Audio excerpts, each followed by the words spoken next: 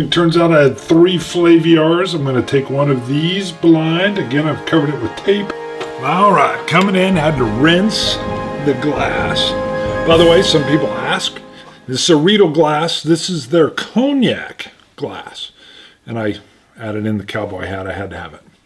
And it's become one of my favorites. Now, it's fancy, it's dainty, and it's a set of 2, and I've already broken one. Or someone in the house has, no one will come clean. Very light, very fine crystal, but the way the tulip shape curves up and meets my lip, I just love it. And it's a great, great noser. So, but we're going to try to keep this one a little bit of a quicker hitter since I had all kinds of stuff in my last one. Flaviar, we got several samples a long time ago, and we hadn't gotten through these. I believe there's a, I think there's an Irish, there's maybe something from the Netherlands, and a Scotch still available, but I honestly don't recall. I even thought I only had 2 of these, and it turned out I had 3. So I'm trying to work through these, and these are, I'd had a couple Frankensteins that threw me for a loop. So with these, at least, I know I'm getting something that hasn't been mixed or things out. And not that there's anything wrong with this. I can't get the lid on, so we're going to set that off. But we'll see what I get. Huh. I get a little bit of particulate even in there. Isn't that interesting?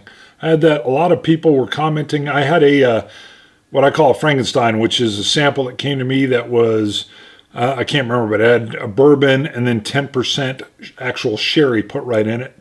And I was looking, and there were little things floating, and it made me a little nervous. But I have, and people were saying, oh, it's lipids, it's fatty oils, all that's good. Ooh, super fruity. Wow.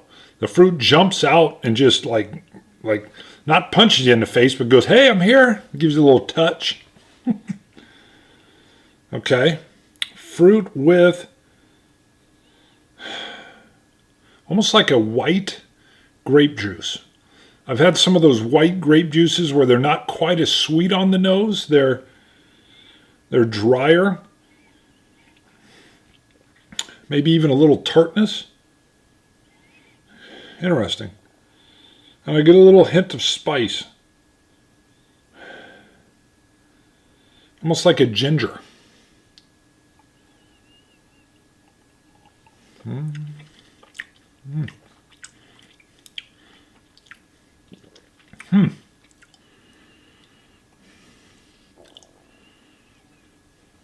All right. The first hint was a little bit almost rubbery, and then I got some of these allspices coming in, and it tailed off extremely fast,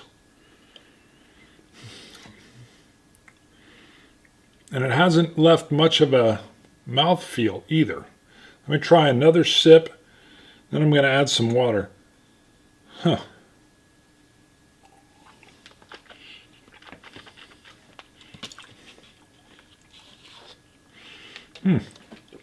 Still a little bit of chemically on the forefront.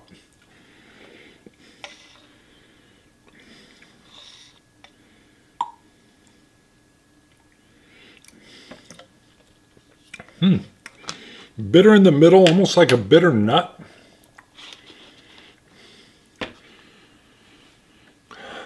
Finish, maybe slightly floral.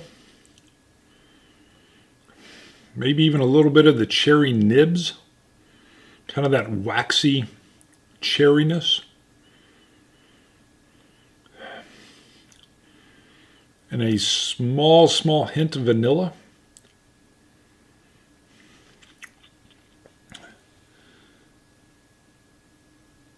The beginning of this is not that pleasurable for me.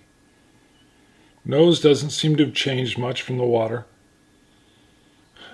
Huh.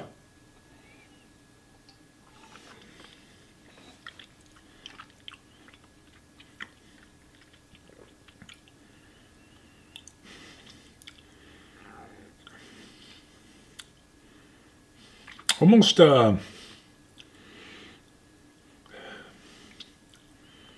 like a hint of black licorice or a cough syrup as it kind of moves into the cherryness. Now on this next one, I'm going to really swish this around. I'm going to give it a good horse. I'm going to just swish away. I'm going to add a little bit more water to it.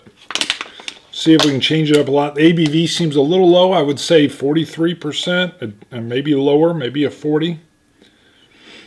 But I'm adding water just to see if it'll change a little bit. Not to bring the ABV down or anything. Sometimes a whiskey will open up more if you add in a touch of water. You can get a little bit more like the tannins out. Again, nose is the same. Allspice. Maybe a hint of that. Even a little bit of the cherry nib. Cherry nib keeps crawling in. Huh.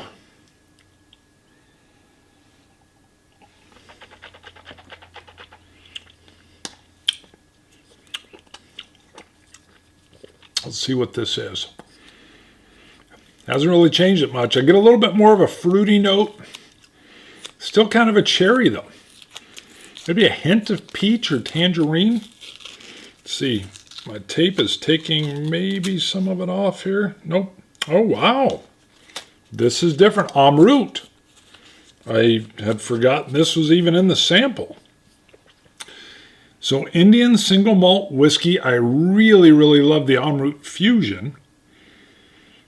This one I'm not warming up to as much. That forefront, I'm not enjoying nearly as much as the Fusion.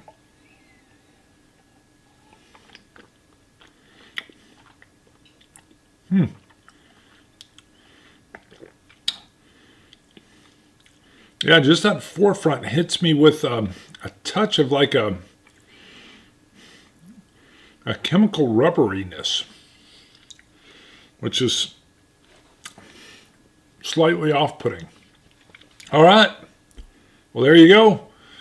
My quick hitters are blind. I never, ever know what I'm drinking unless one time I panicked because I saw sherry, what probably was little sherry particles floating, and I was concerned that maybe something had gone. I've been warned that one of them was a 30% sherry additive to some type of bourbon and that it didn't taste good, so I've been nervous. However, many, many viewers have said, don't worry about that. Even at 40% alcohol, there's nothing in there that should kill me. So I'm just driving forward from this point on. But I'll always do these blind. I don't know. I can't even remember the samples I've received. So they go up on the shelf.